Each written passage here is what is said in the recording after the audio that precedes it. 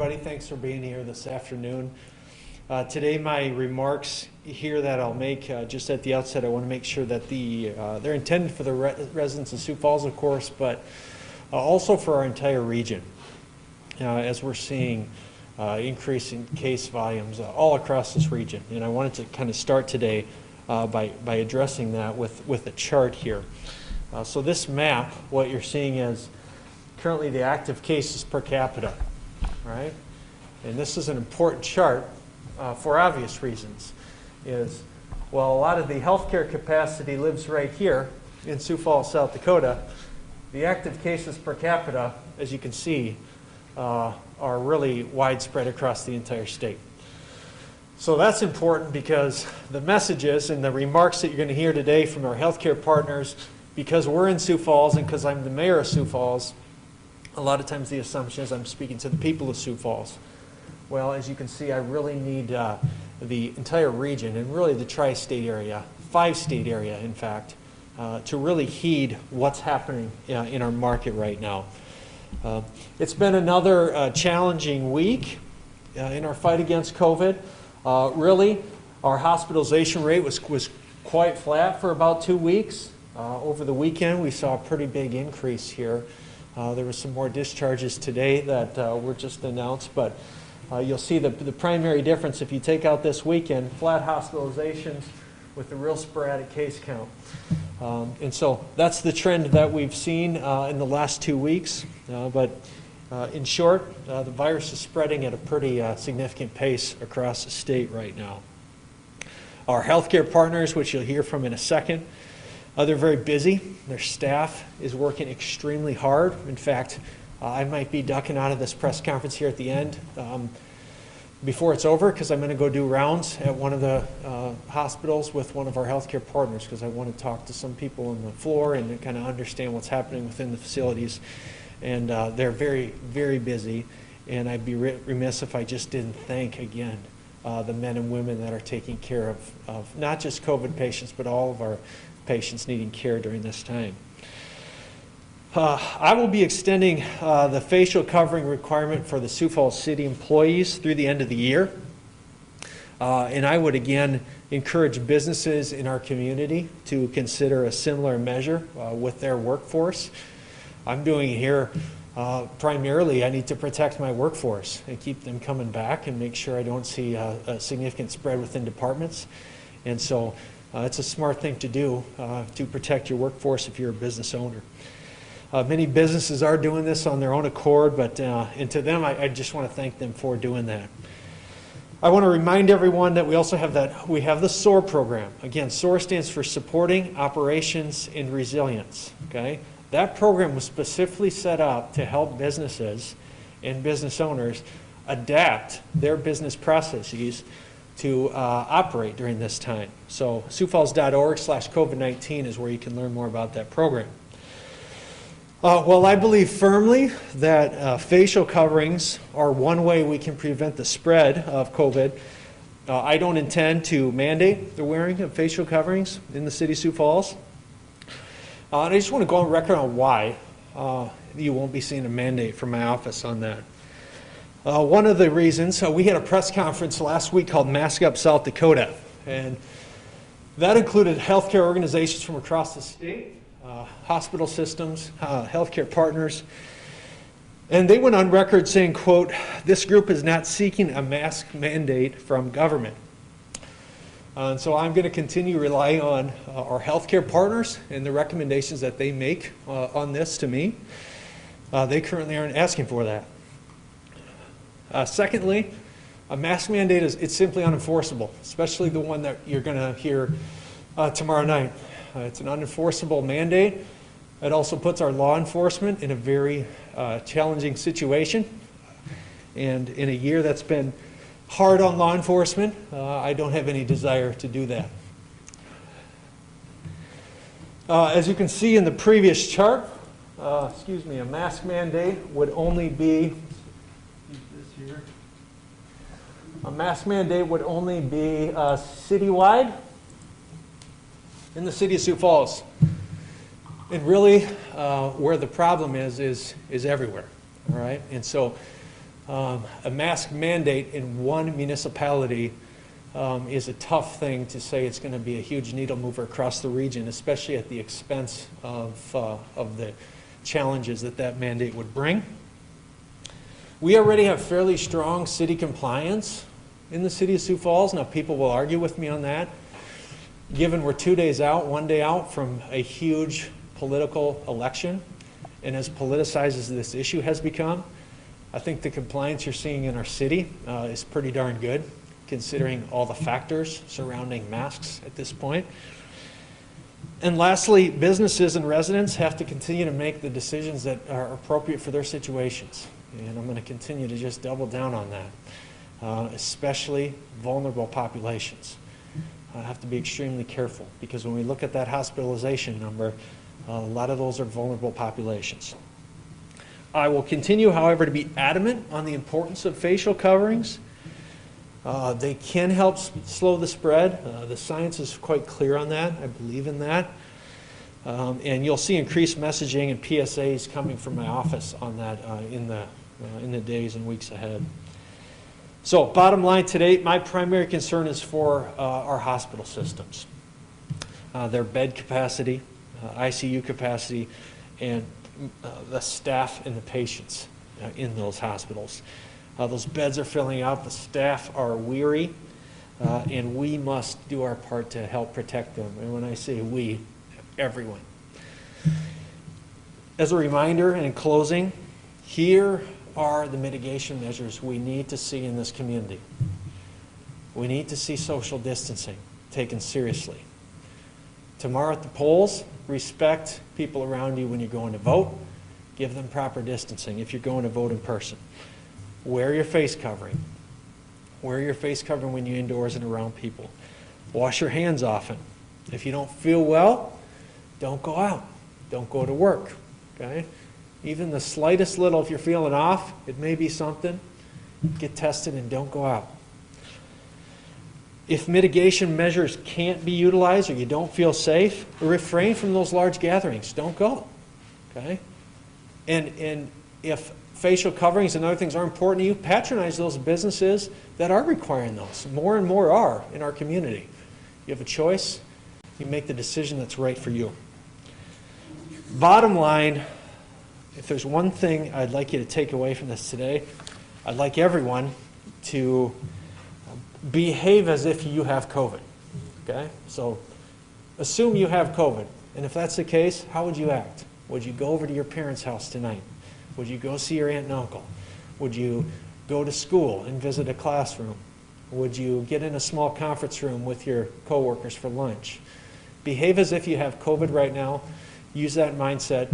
We need you to do that for the next couple weeks, which would really help our healthcare partners tremendously. With that, I am going to turn it over to one of those partners, Mike Wilde with Sanford Health. Mike?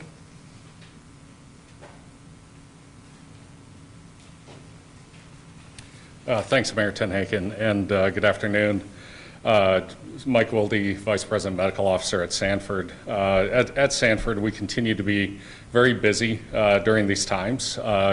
Roughly 20 to 25% of our current inpatients are admitted with COVID, and that number fluctuates literally by the minute. We continue to work very hard to prioritize caring for patients as close to home as possible. We work very closely with our facilities outside of Sioux Falls, along with our Good Samaritan facilities, in addition to our home monitoring program as well, and continue our great collaboration with Monument, Avera, and the other healthcare providers in this state. A common theme that we're seeing as we look at the patients that we serve are not only those directly affected by COVID, but also a lot of stress right now, and we identified that through the spring and the summer. But there's a lot of people that are admitted, perhaps with an opportunity to take a little better care of themselves, but also those that unfortunately are misusing substances during this time, feeling that can somehow provide a relief, but also just tremendous mental health concerns as well. And that's been raised up before, and we continue to work closely with those patients as well.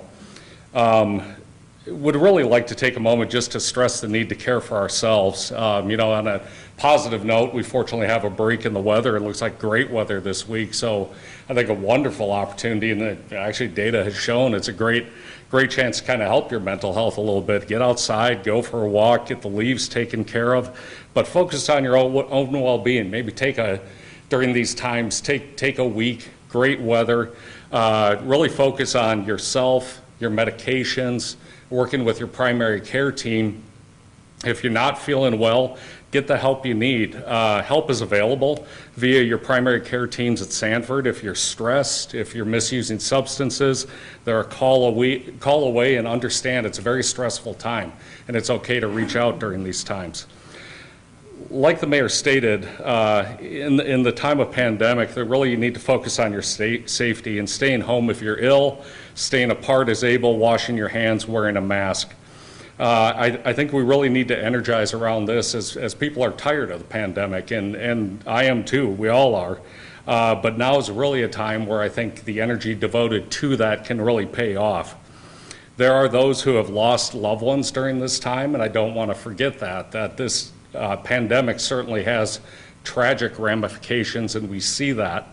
It's really a divisive pandemic in that there are those that are very minimally, if at all, affected by it, and then those that are tremendously affected by it, and that in itself can cause division.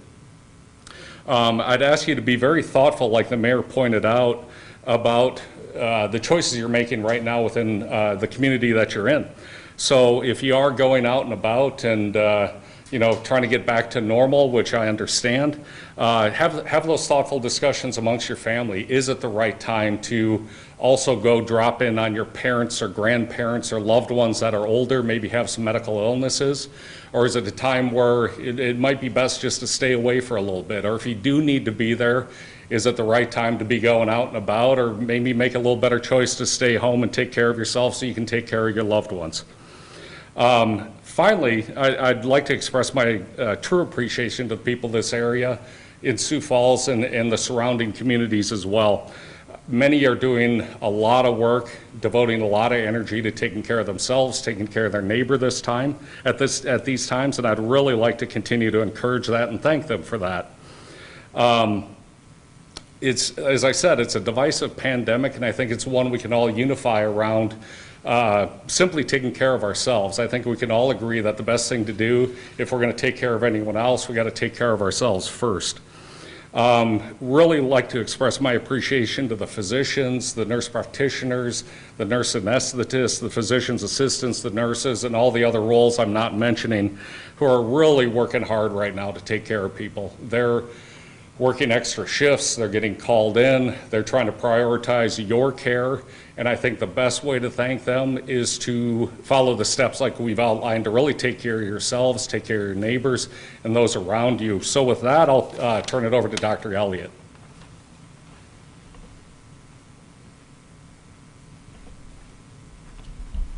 Thanks, Mayor and Dr. Wilde. Again, my name is Mike Elliott. I'm the Chief Medical Officer at Avera McKinnon Hospital.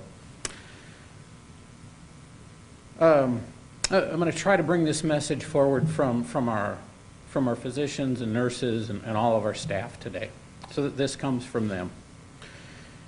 You know, the numbers in general are going up. There's no good news here. Number of hospitalizations, number of deaths, number of active cases, number of positive tests, in general, they are all going up. Look at where we were in June and July as compared to now. The definition of exponential growth is there. It's staring us in the face. Our hospitals are stretched more than they ever have been. It's common for us to be busy. We don't have the capacity to take care of double the normal of people we care for on any given day. And yet COVID has done that, has stretched us. As Dr. Wilde said, we've got people working extra shifts, doing things that they're not used to doing, not comfortable with. We have got so many critically ill patients in our hospital, critically ill from COVID as well as other things. We just don't have enough critical care trained nurses We don't have enough intensivists. We don't have enough people to take care of all of these patients that are coming in. And so our staff is stretched thin. They're pouring their hearts and souls into everything, into every patient, into every encounter. They're doing their darndest. They're tired, they're weary. The phrase I heard was bone weary. I think we're bone weary. But you know what? They're also frustrated. There's this horrible disconnect between what they see when they walk through the halls of the hospital, when they take care of these patients, when they hold a patient's hand as their last heartbeat occurs, or as their last breath occurs.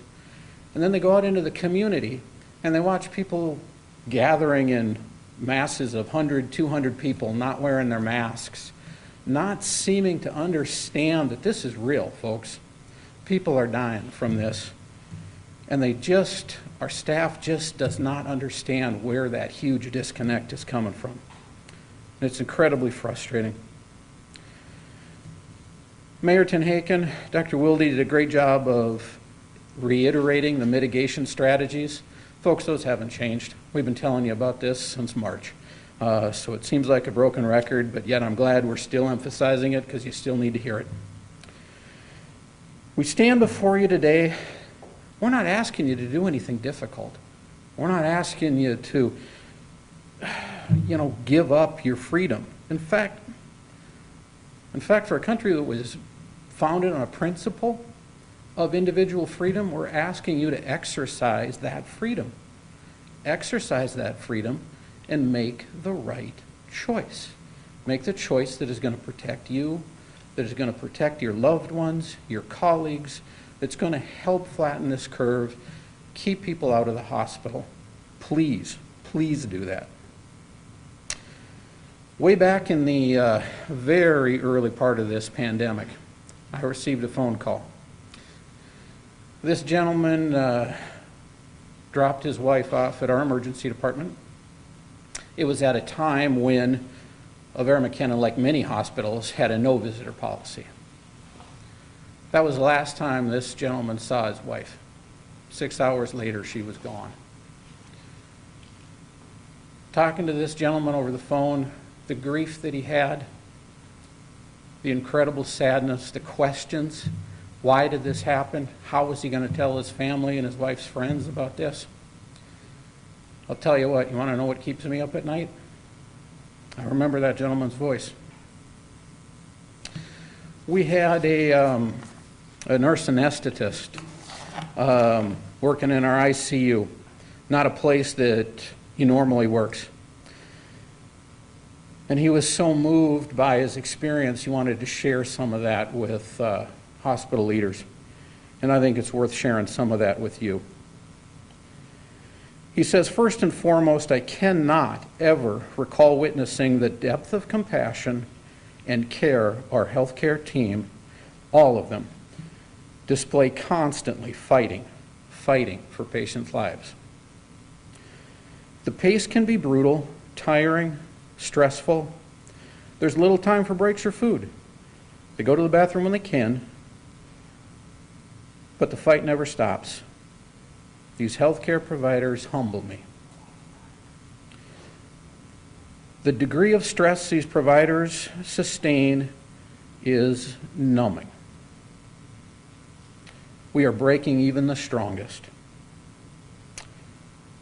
It absolutely rips my heart in half as I witness nurses day after day fight bigger and bigger battles to try and keep their patients alive.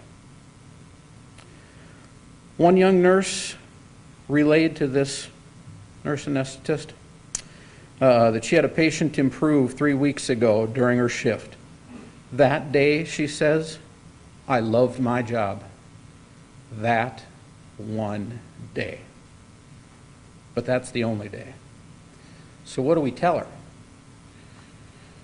Don't worry about us not wearing masks. Don't worry about us not socially distancing. Don't worry about us not taking this seriously. This will all get better someday. I don't think so, folks. A story was relayed to me about a young lady that had a family member in the hospital. She knew other family members were visiting. She knew that we had a limited visitation policy. But she really wanted to just make sure that her family member was doing okay. So she called and talked to the bedside nurse. This happened to be right at change of shift. And so the nurse was really busy. But the nurse said, you know what, let me give change of shift report to the night nurse coming on, and I will come in early tomorrow morning before my shift starts. If it's okay, I'll call you at 6:30 in the morning. And I will help connect you through a video connection so you can talk to your family member. So she did. So half hour before her 12-hour shift was going to start, the marathon of the day, she came in, she got all the connectivity to work. The nurse was standing there holding the iPad or whatever she was holding while this young lady and her family member were communicating back and forth. And all of a sudden, the screen started to shake. And the young lady could hear her crying. She asked if the nurse was okay. And of course, the nurse wasn't. She was incredibly moved by the human connection that was going on virtually. So they finished the telephone call, the video call. And you know what the nurse did? She wiped her tears. She put on her gown and gloves and pampered up and got ready for 12 hours like nothing had ever happened. Because that's what they do day in and day out. That's what we're forced to do right now with the realities of COVID.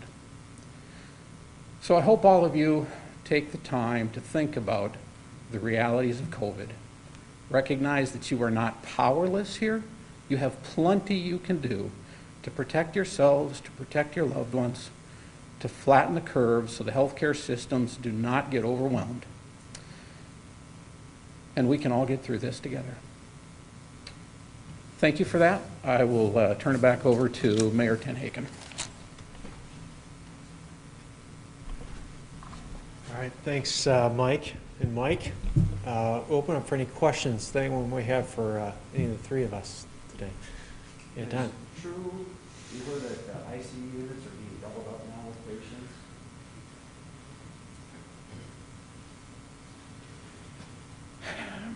Yeah, so I got to be a little careful on how I answer that. Yes, there are some rooms in our ICU where we have two patients in the same room. Of course, these are big rooms, big enough to support the patients and all the equipment that they need. These are two patients of the same gender, with the same diagnosis, all of those kind of things. Not every room in our ICU is capable of that. Frankly, we don't have enough staff to do it in every room, even if we wanted to. But yes, that's the reality of the situation. We have had to double up some rooms with some patients.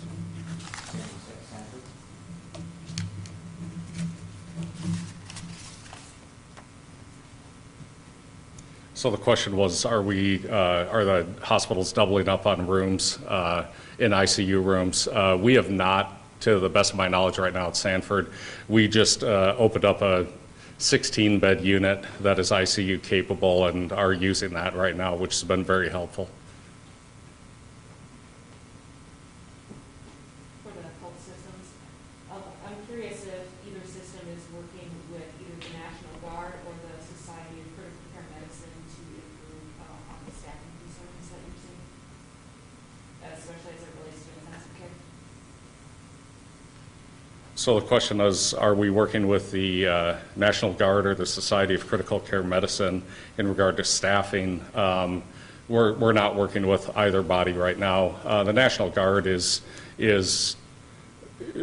we've had conversations with them back in the spring, and they're fabulous to work with. And it's our neighbors that comprise the National Guard, and so if we were we're very conscious about how we would go about doing that, and they've been more than willing partners and great to work with. Regarding the Society of Critical Care Medicine, that's a physician society that I know of. I'm not aware that they would offer any staffing. We certainly have worked with staffing agencies to look at capabilities that exist out there. For the health systems again, could you give us a characterization of how many workers you have either out with COVID-19 right now or out on quarantine? And also just an idea of how short are you in staff right now? Do you have a number, a percentage, an estimate? Yeah, so the question was, kind of in general, what's our status as far as the number of people being out and what's our staffing? We have the number of folks that are out either because they have COVID or because they've been exposed to COVID goes up and down pretty dramatically. We can have between 200 and 400 people out across the entire Avera footprint, not just at Avera McKinnon, across the entire footprint, either because they have COVID or they've been exposed to it. Our staffing right now would be just fine, all else being equal. But COVID has added to it, obviously, and that is exactly where the shortage is coming from. But again, that being said, our staff is doing an amazing job of stepping up. I know of three emergency room physicians who covered a shift either Friday, Saturday, or Sunday night, an extra one.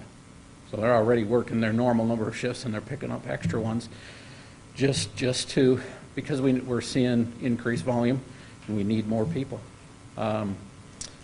It's interesting, one patient isn't the same as another. Some are more complicated than others. That probably goes without saying.